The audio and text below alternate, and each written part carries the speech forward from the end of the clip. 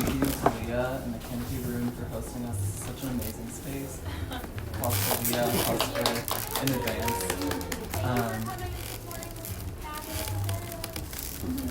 Yeah, so I'm Zach. I'm a blogger here in Boston.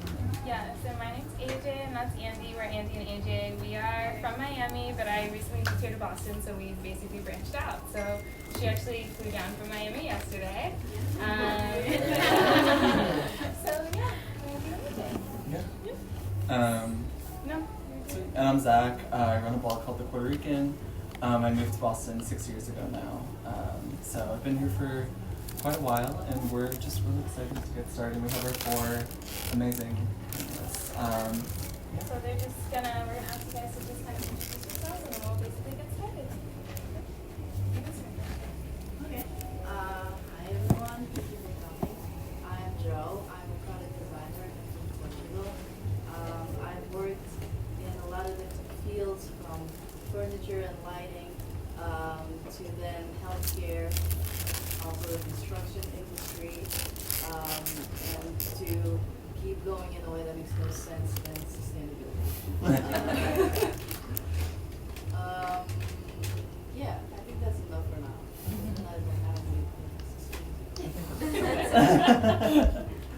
Hi, I'm Natalia. I'm a fashion designer and educator. My name is Caleb. I started a brand called Mason. We do clothing and furniture. Hello, my name is Constance Smith and I'm a plus size model. Amazing. So, just to get started, since you guys already introduced yourself, now I would like to first talk about sort of the frame of the conversation. So we're going to start off just talking a little bit about sustainability in general, how you guys have like come to sustainability, what it means to you, how you implement it in your daily life, etc. And then dive a little bit more into inclusivity in the frame of sustainability. And then towards the end, talk a little bit about steps that we can all take, hopefully to implement some really positive solutions in our lives, in our work. So, yeah.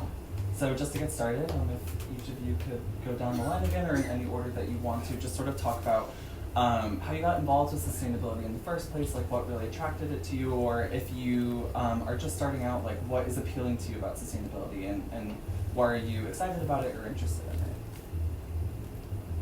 Can I start? Sure.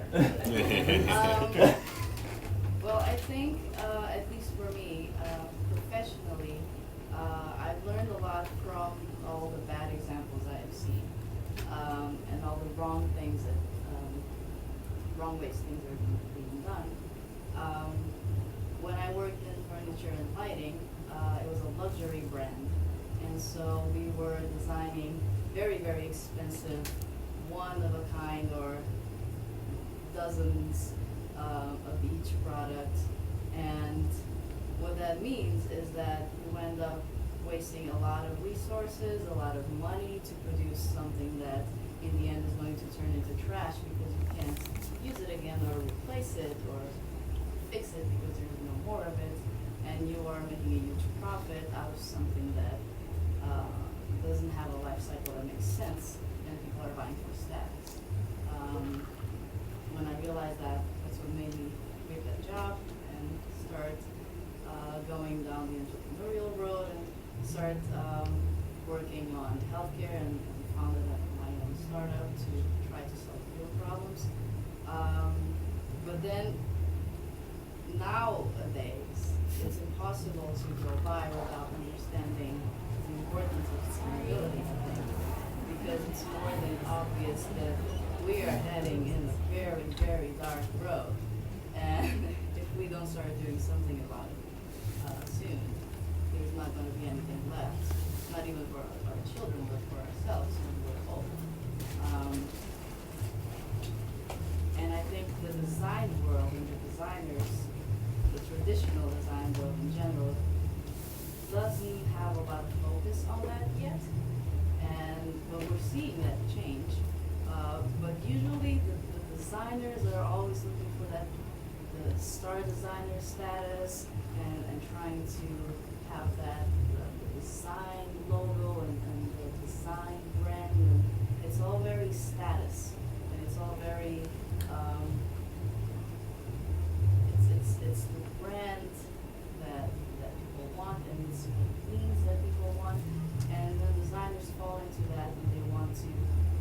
the name and the known brand of that culture, right?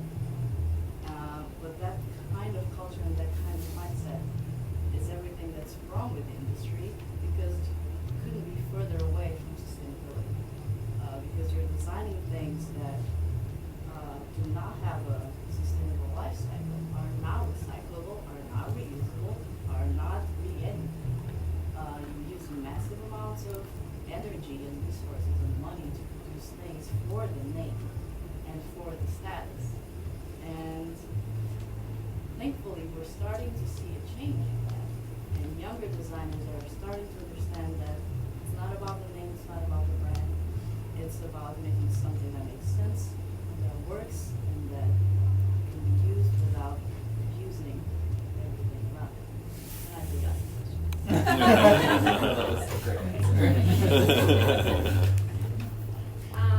So how I got into sustainability, well, I've always considered myself an environmentalist. Like growing up, I've always loved nature and tried to like be mindful, even though like the more I learn, the more I'm like, oh, maybe I wasn't that mindful. But I'm like, the more I learn, the better I get. But how I got into sustainable fashion was through, I got a like conventional fashion education, and right before I declared my major as fashion design, I learned that the fashion industry is like super, super harmful to the environment, and I almost didn't major in fashion. But then I was like, you know what? I could be part of the solution. Even though at the time I had no idea how to make anything sustainably, I decided I'm gonna still major in fashion, and I'm gonna, find my way and like figure it out. And my last semester, I learned about upcycling and about zero waste design, so I started applying that into my practice. And then I just started doing my own research, like, okay, what's the best fabric, and also like what are the really bad fabrics, so I don't use them anymore. And then I continue to do my own research. And now I'm actually pursuing a master's in nature, culture, and sustainability, because I felt like I kind of hit a plateau. So through my master's, I've learned a lot more about like the problem, and also like, okay, what's the best way to be designing? And what I've learned is like using that stock material. It's like one of the best ways, and also upcycling, because you're not using raw materials, you're using something that's already there, and you're giving it new life. So that's how I'm applying sustainability into my practice. Also using like organic cotton and hemp, even though like the fabrics we consider sustainable still have a long way to go, and we could invent better fabrics. I do feel like there's like a sudden surge of people more interested in trying to be better, and like more people inventing and engineering sustainable fabrics. And I feel like even though sometimes when you think of the future it does seem very, very grim and very dark, I feel like there's hope, because there is a lot of people that are like investing and their time, energy, and like creativity into it. I think when I started the brand, initially it was more intrinsic, the sustainability piece, where I didn't want something basically with my last name on it sitting in a landfill or the ocean for 500 years, 1,000 years. But then the more I got into understanding the supply chain, and so I only use natural, organic materials, and meeting the farmers who are actually growing the cotton down in Peru, and hearing from them the change, switching from conventional cotton to organic cotton, and the health benefits for them, where they're not walking with pesticides all day. To me, sustainability is it's more about the supply chain as a whole, and not just the end product that we all see. And that has been a newer kind of realization for me as I've gotten deeper into the brand. So that's more work side. Personally, it's trying to reduce the amount of plastic that I use in my life, and as much using reusable soap container. I mean, little things that realistically, I don't really know how big of an impact I'm having, but it's more about I feel more comfortable with those decisions that I'm making, so I feel good about that.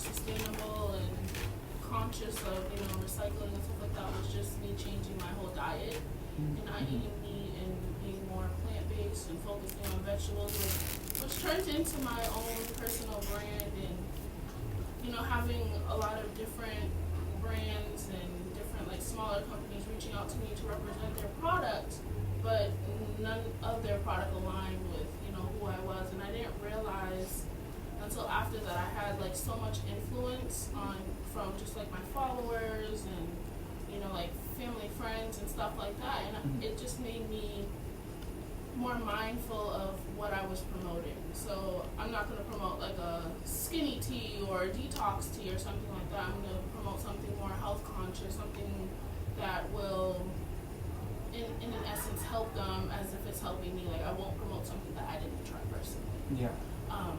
I'm still trying to move into the positive direction of recycling and upcycling and stuff like that, but I do brand ambassadorship for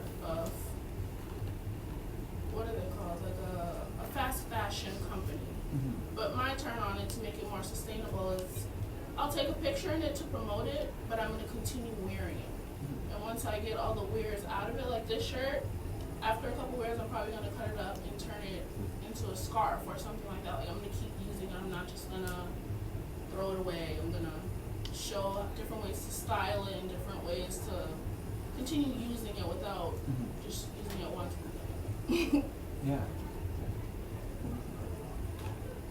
I mean, does anyone else have anything else to add? Or? Well, I guess sustainability personally, I'm a vegan, more diet related, and most of the clothes that I buy is secondhand, and shoes that I buy are secondhand. And I try to not drive too much. I got a Prius, and hopefully soon I will be able to have a Tesla. So one day soon. I live really far. I don't think I could bike here. It would have taken me 10 hours. But yeah, maybe moving closer to the city, or moving into the city, and then not needing a car. But yeah, I think diet-wise, it's a big impact if you watch what you eat, and also the containers. If you buy, for example, soap that is not wrapped in stuff, or a bamboo toothbrush, all of that adds up. Yeah, absolutely. I mean, even if you think about the amount of people on the earth who could make that change, it's just amplified so much, and the amount that we use every year. I mean, they tell you to change your toothbrush every 3 months, so that's 4 toothbrushes a year for every person for however many years we live. It's 300 pounds or something. Yeah, it's crazy. No, totally, and I feel we don't need 3 people doing sustainability perfectly. We need everyone doing it imperfectly. If everyone's trying, it's gonna make a difference. It's gonna tip the scale towards the better and not the grim, dark future. I also think that there's a lot of, I think it's called greenwashing, where a lot of people throw the word sustainability out without really explaining what that means to the brand. And I think, looking at what when a brand says is a sustainable product, what do they mean by that? Because it can mean so many different things. And I think just as a conscious consumer, questioning that word from brands is super important. Yeah, Zara just recently came out saying that they're making products sustainably, but you can't be sustainable if you're pumping out 5,000 designs a week. Doesn't make sense. Yeah. So, sort of on the flip side of that, since you guys have started mentioning brands and the industry, what are some ways that you are seeing the industries that you participate in, whether that's fashion or beauty or food or any sort of design that you participate in?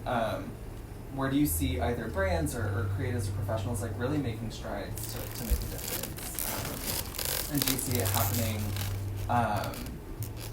really rapidly, or does it still seem to be growing at more of a slow pace? I think it's moving at a sort of slow pace. Just from personal experience with plus size brands that are trying to take a turn into becoming sustainable. There's no happy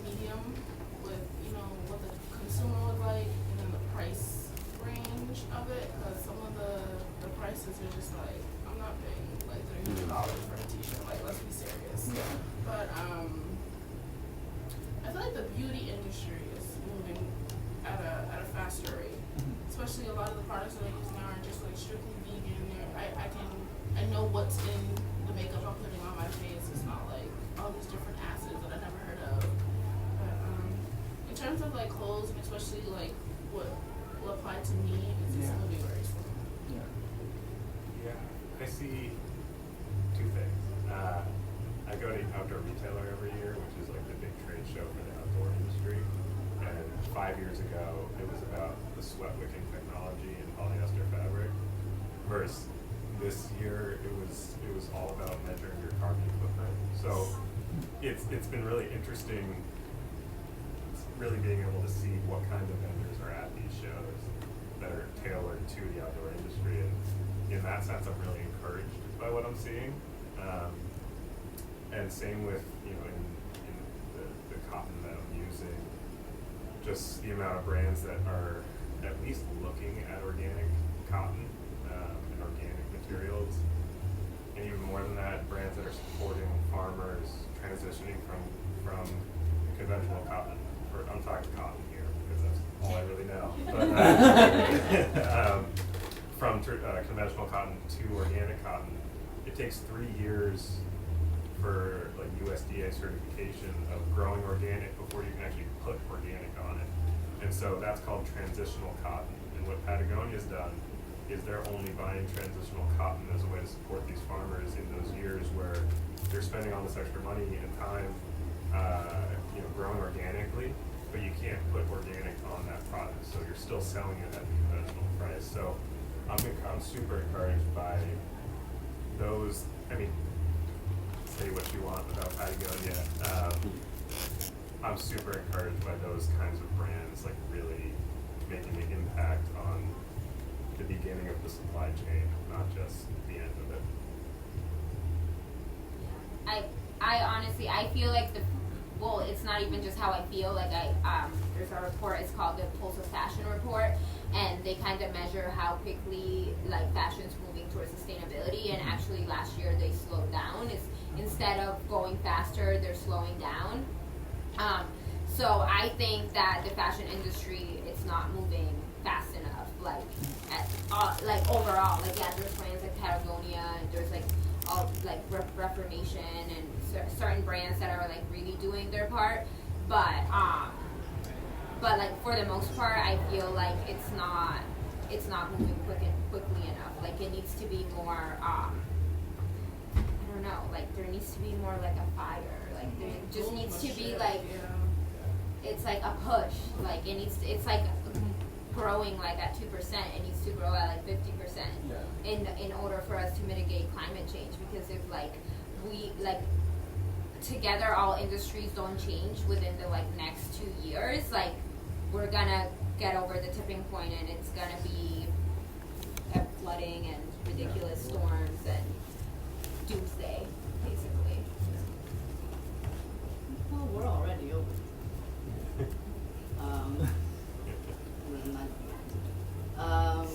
Well, my industry is a little bit different from their industry.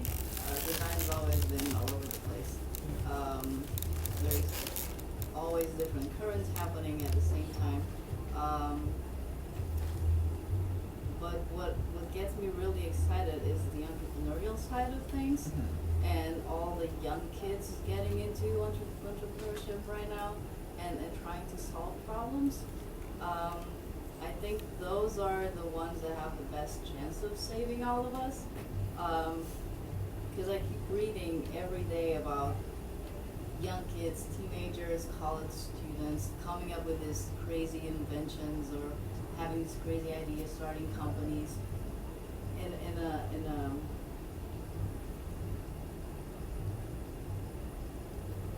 a desire to save the world and not make money. I feel like the previous generations were also very entrepreneurial, but for the wrong reasons, right? Everyone wanted to be the next millionaire. Everyone wanted to buy an island. Everyone wanted to have a yacht. And I feel like now our generation and the younger generations are starting to understand that they can take all their talent and all that drive and put it into the right things.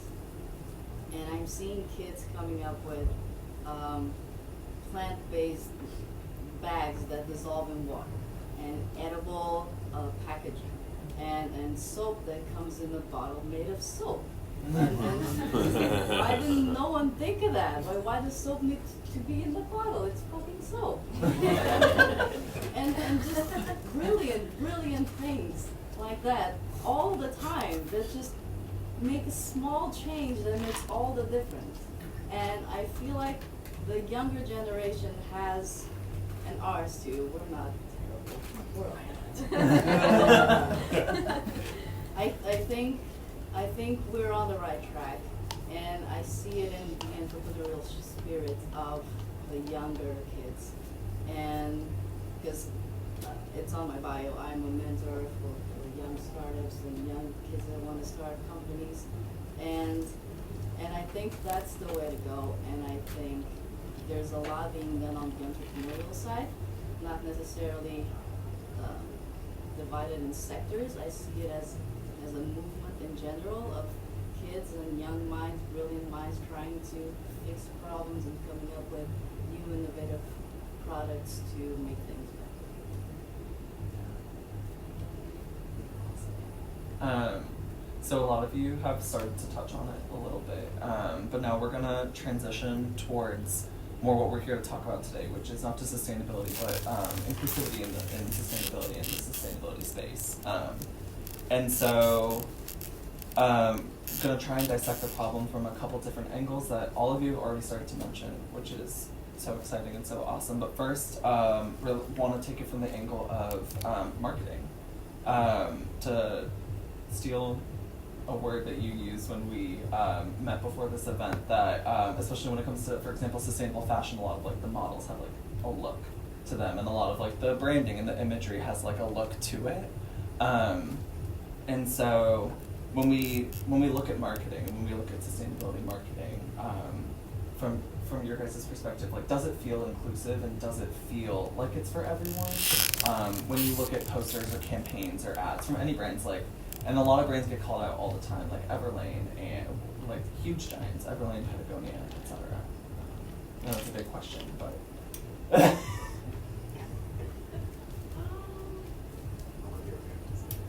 I would say that the direction to becoming more inclusive and showing that and being transparent with the inclusivity is going in the right direction. Yeah. But I don't always feel that the motivation behind it is genuine. Yeah. I feel like it only happens in certain times. Like Pride Month, for instance. Everyone is rainbows and glitter and unicorns, but outside of June, who's really pushing for gay rights? Yeah. Or like hiring. Who's talking about it?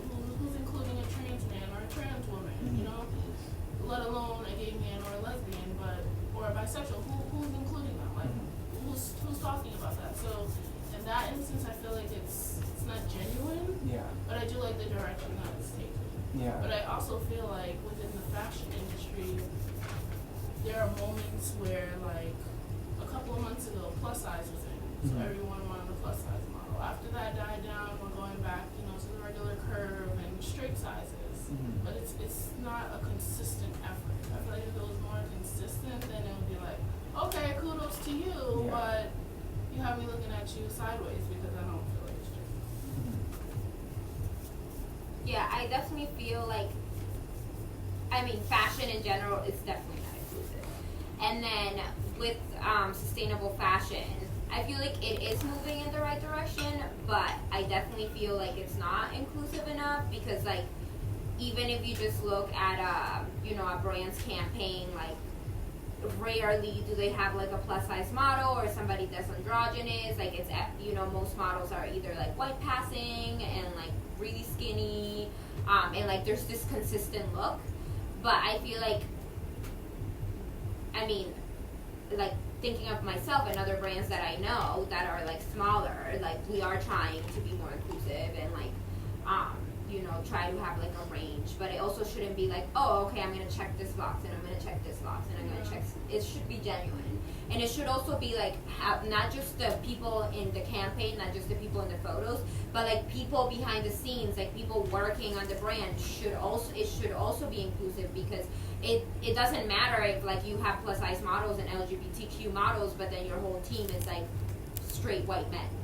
So it should be like overall, like the whole brand should be including like people of color and like people from different backgrounds and from different sexualities. Like it should be just like inclusive altogether. And I guess this could apply to any industry. Like all industries should be like that, but like the fashion industry definitely has like a lot of work to do. And in sustainability, at least like sustainability should be intersectional.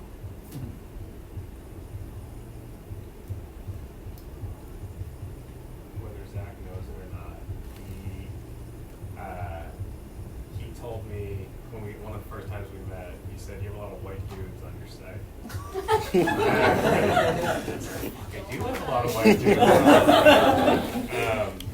So I mean, really, I give it to Zach a lot. So recently I said, all right, go, he went and shot three posts, because it's sort of, from a brand perspective, it's sort of what both of you guys were talking about, is like, how does it come off as not just like, oh, I'm gonna shoot, this person because of their color or their sex, or their gender. It's sort of, how do you draw that line? And to me, it's really what you said, it's working with folks who that's who they interact with. Like that's if I'm not, surrounding myself with those people, it doesn't feel authentic to me.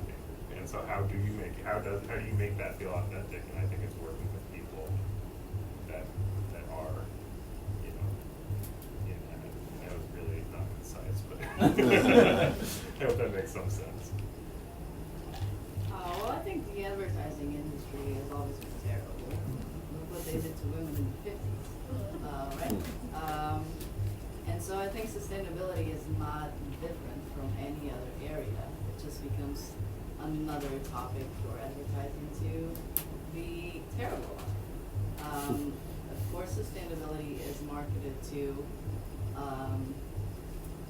rich white people, mostly women, I think, because women tend to have a more conscious connotation. So it's the obvious target. It's the rich white woman that has buying power and wants to do her part and save the world. So that's what they shoot for, and they forget that the majority of the world is not that, right? And the majority of all of us is not that, and the majority of people that actually want to make a change is not that. But I don't think it's different than any other area. Sustainability is not being treated in a different way. It's not a bigger problem than the other areas that advertising advertises, but it's equally wrong. And again, it's up to us to make it. Okay. So now to sort of look at it from a different angle, and since you touched upon this a little bit, but sustainability in terms of accessibility when it comes to either specifically speaking about fashion sizing or speaking about sustainability more broadly, whether that's furniture or any sort of like product or like element, like even I was reading the other day, like if you want to put a filter on your washing machine, it's like super expensive to like help filter plastic, like fabric fibers and things. But yeah, do you feel like based on the sizing and the pricing that's out there, that again, like does sustainability feel inclusive or accessible to people from your experience? It's not accessible. Yeah. It looks good. It's a beautiful Pinterest board, but it's not accessible at all. It doesn't really seem realistic. Yeah. It feels like something else that we're all trying to reach for, but it's not attainable at all. Yeah. I mean, have you, as a follow-up, has like a sustainable brand ever reached out to you to model? Well, I've modeled for a sustainable brand. Well, they're sort of a sustainable brand, Universal Standard. Okay, yeah. But their price point, I would never Yeah. on my own. I'll take the chance. Well, so I feel like oftentimes when we talk about sustainability, people think of like new stuff and like raw material products, but secondhand market and vintage and swapping is also part of sustainable fashion. And I mean, this is like, I might get in trouble for this because sometimes people are like, well, I want something new. But it's like right now, if you know, if, like for example, like I can't really afford like Mara Hoffman, so like I'm going to try to get Mara Hoffman on Poshmark or on the Rio Rio, or like I'm gonna go to like a swapping event. And so for example, like I do a lot of thrift shopping and like a lot of vintage shopping because like that's sustainable and it's cheaper. But so then it's like, okay, we need to solve that problem. Like like new stuff needs to be accessible because it's like no one's gonna buy secondhand underwear. Like that's just not gonna be a thing. And then like underwear companies.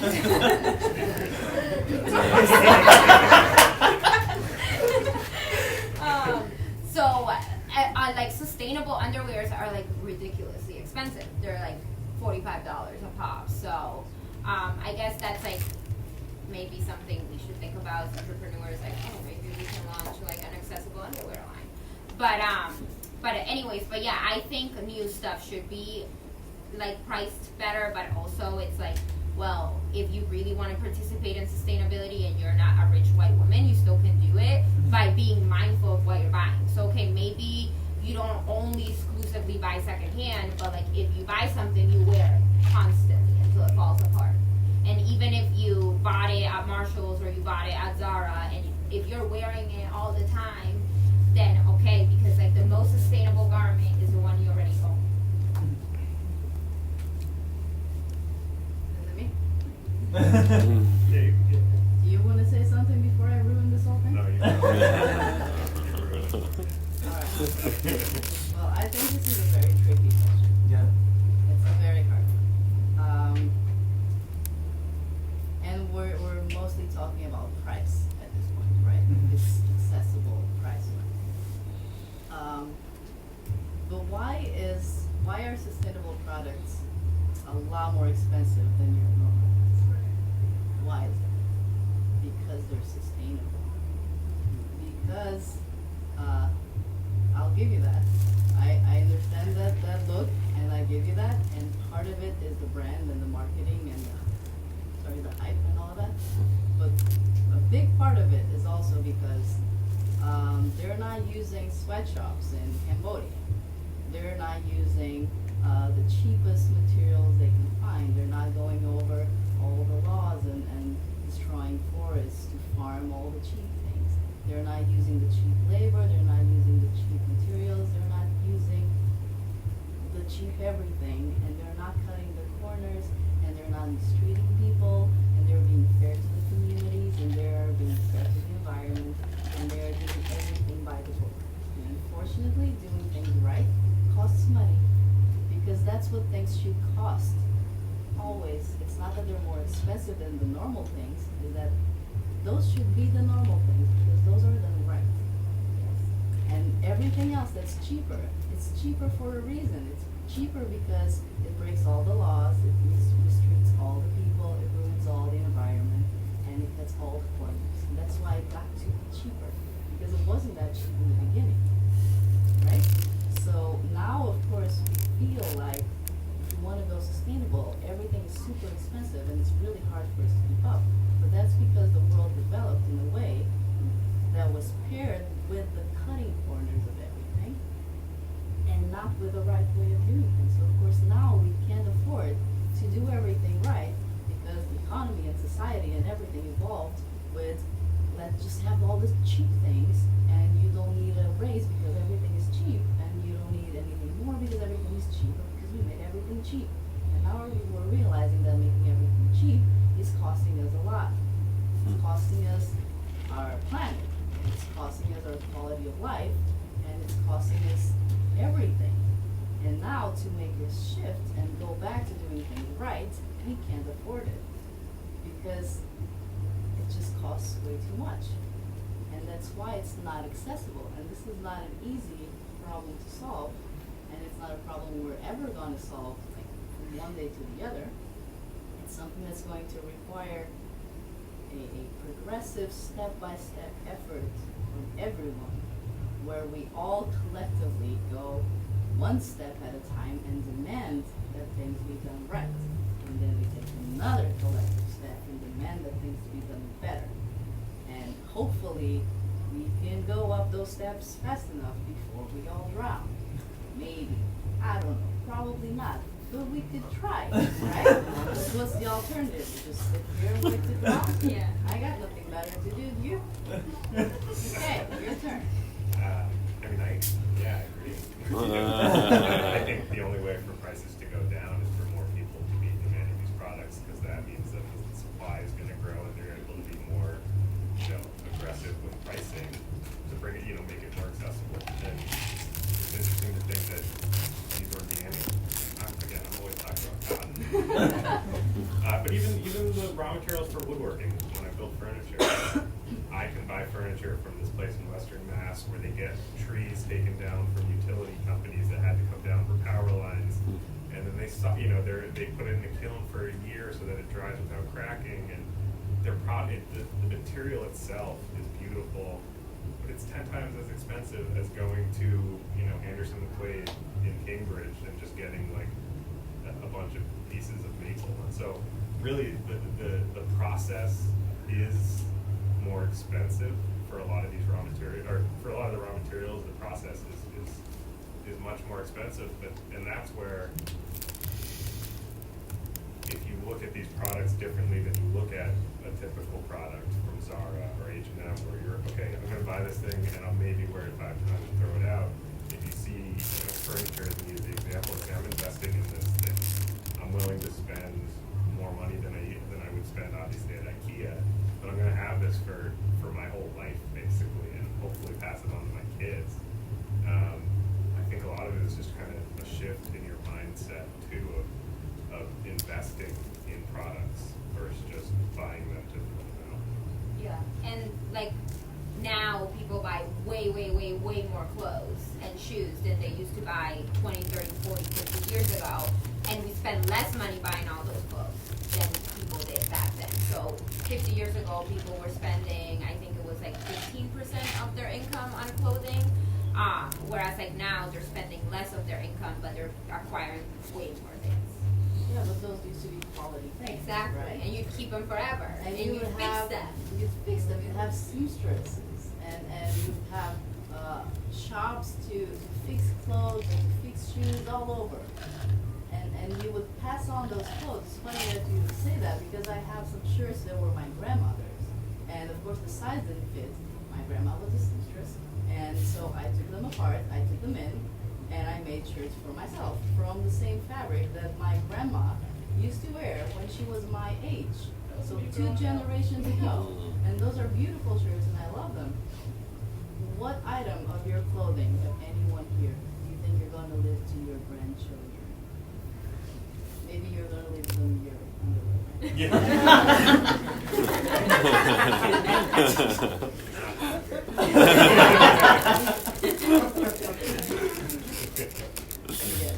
that was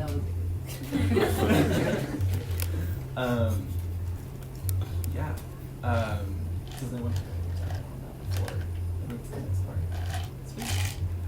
And so a lot of you have touched on it already, but I wanted to dive a little bit deeper too into the fact that like the environmental cost and like labor costs disproportionately affect people in other countries who are actually producing these products, whatever we're consuming, whether it's fashion, furniture, makeup, whatever. And usually they're also they're people of color, specifically women of color in these countries. And two, like, how can we, moving forward, think about sustainability and inclusivity from the perspective as well of the producer, and including them in the thought process and the process of like what we're either consuming here on our end or producing in your guys' case, and really bringing them into the conversation as well and into the process. I think that, sustainability has to be for all stakeholders in the process, whether it's just, it can't just be your end product because it's cotton and it's not going to sit in a landfill for 1,000 years. Like, that can't be it. And I think the transparency that is sort of hopefully becoming the norm in the apparel industry of, saying who your suppliers are, showing who your suppliers are, is only going to create more accountability and like throughout the whole supply chain. And so I know there's a lot of initiatives. The company that I work for builds schools for the farmers' kids, so that when their parents are out in the field, they're being washed after. And the switch from conventional to organic cotton, where these people aren't walking through pesticides all day and then bringing those clothes back into their home and their families getting sick from it. Also, I mean, I'm not really answering your question, but it's just, you absolutely are. I think it has to be more than just whatever the end product is. I think it has to include all stakeholders. But that's what sustainability is, right? Right, totally. You can't look at a finished product and say it's sustainable on its own. It's the whole process that got it to become a product that needs to be sustainable. From the materials that need to be sustainable, they need to be farmed sustainably and not deplete the area of natural resources. And they need to not require a ton of water that's hard to find and could be used elsewhere. And they need to be farmed and taken care of by people who are paid fair amount for their work and taken care of. And this is just the beginning of describing the material. And then the whole chain, everything about the chain needs to be sustainable, because then if it's not, you can't call the product sustainable. You can't say, oh, it's sustainable in this way, oh, in this area, no. It can be green, or it can be eco-friendly, because those things are not as deep as a sustainable product. If you're saying you're sustainable, you need to be a product that overall, through the entire chain and through the entire life cycle, not just when it becomes a product, but then after it's disposed and what happens to it. Is it recycled? Is it composted? Is it given back to the earth? Is it turned into something else? The whole life cycle needs to be sustainable in a way that it doesn't harm people, so it's fair trade, and it doesn't harm the environment, so it's eco-friendly, and the whole thing needs to be there the whole time for it to be sustainable. Otherwise, that's what you were saying before, it's just throwing out names because it sounds good, and now put a skinny white girl in the campaign and make everything green, and now it's sustainable, right? It's not. Again, I forgot your question. I don't know what's happening. But, yeah, I agree. I feel like, people don't usually think about the people behind the product. They don't think about the weavers, and I feel like people think fabric is woven by a machine, which it is, but then to set it up, it's people setting it up and people watching it. And there's also a lot of fabrics that are hand woven, and a lot of people think that garments are made by a machine, but they're not. They're made by people. And I make garments. I make everything myself that I sell, and I know how long it takes to make a garment, how much time and effort and energy goes into it.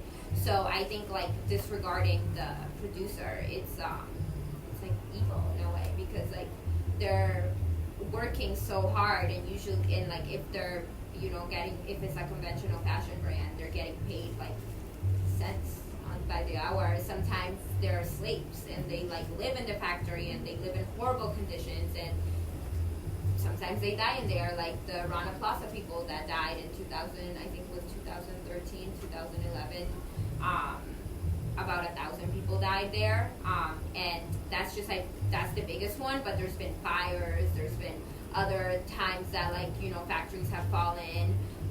So it's the producer needs to be kept in mind, and it is usually a woman of color that's making the garment. And as a woman of color, for me, it's okay, I don't want to participate in that.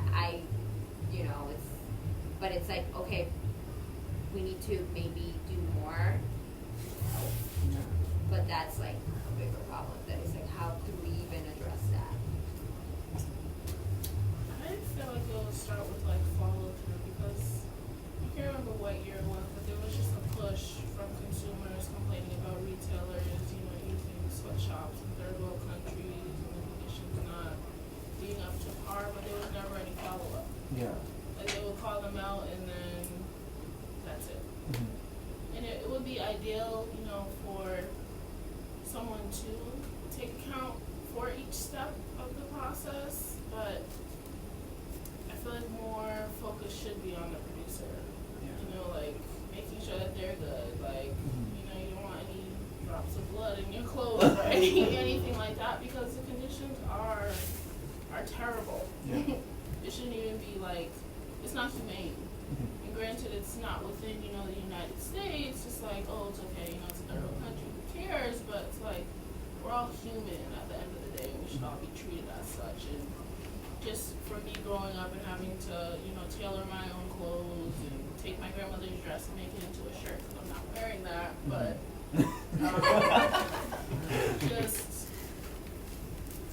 just like Natalia was saying, just the passion that's put into it, because for a lot of these women, this is their bread and butter. This is their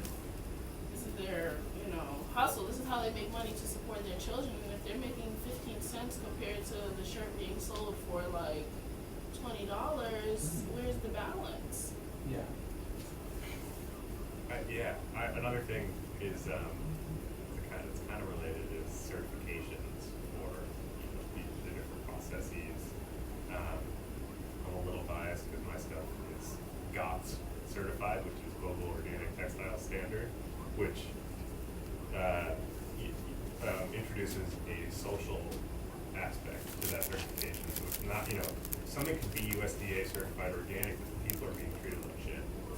And so I think that there are certain certifications that do look at that social aspect with, you can't be GOTS certified if your employees live on the property where the stuff is being made. And there's just certain social pieces that are important. The flip side to that is certifications are expensive, and a lot of the smaller producers just can't get those certifications, so it's sort of a double-edged sword there, where I think it's important, where you should be able to see what that you want a third party really auditing these companies, the producers, so a lot of people can't afford to have them come in and audit them. So it's another issue to raise, but an important one, I think. Yeah. And so now, to sort of come out of a lot of these issues and hopefully give some more like positive, actionable things, it would be great to hear from you guys as like creative authorities, like how can we all make steps in our lives to both be more sustainable but also make sustainability more inclusive and something that everyone feels like they can participate in and be a part of and like enact change. For me personally, I feel, since Instagram is like my bread and butter, this is where I like interact and keep myself relevant. But I think for me, it's just being transparent, because so many people get caught up in social media and Instagram, and it's kind of like, for some, it's like a facade, like it's not their real life, like what they're actually doing. So I just try to be transparent, show what I'm eating, show what I'm doing, be more, I don't even know the word for it, but like pushing in the right direction for change, starting hard conversations, answering questions where, people have questions, and if I don't have the answer, I'll find the answer for them, but it's just being accessible to my community. Yeah. I don't want to make it like I'm the leader, championing the change, but I feel like I'm a part of it. I think it's really important to be mindful of like all the decisions we make every day, like especially if money's involved. So like what we buy, like at the grocery store, like, or like for example, like maybe you should buy a tomato that was grown in Massachusetts and not in Florida, or like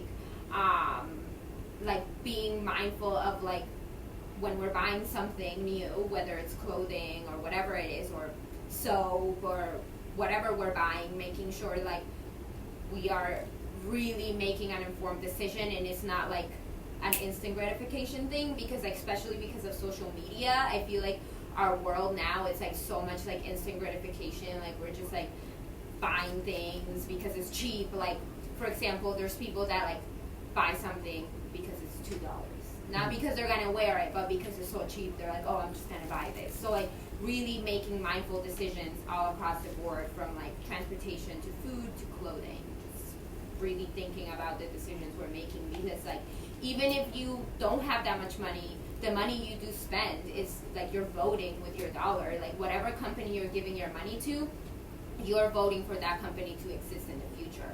So really thinking like, do I want this company to exist in the future? Yeah, I'd echo that. I mean, really voting with your dollars is really, I think, one of the most important pieces.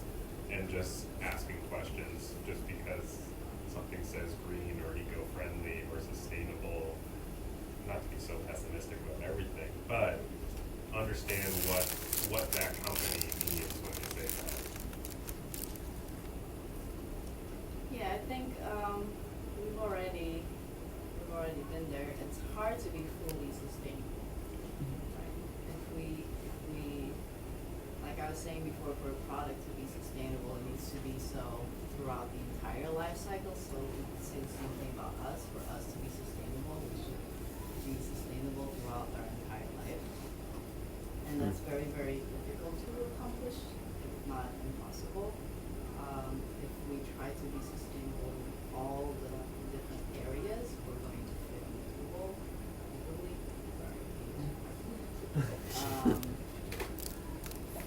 But like you were saying before, it's about trying. It's better for all of us to fail a bit than for one of us to do everything perfectly, right?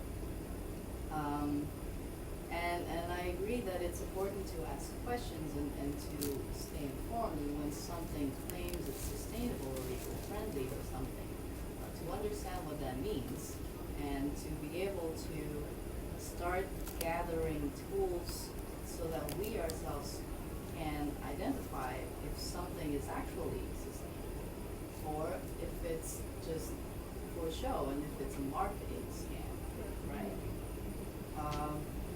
And I think it's important for us as consumers to be informed and to have those tools to understand what is in front of us, so we can make the decision to endorse the right companies.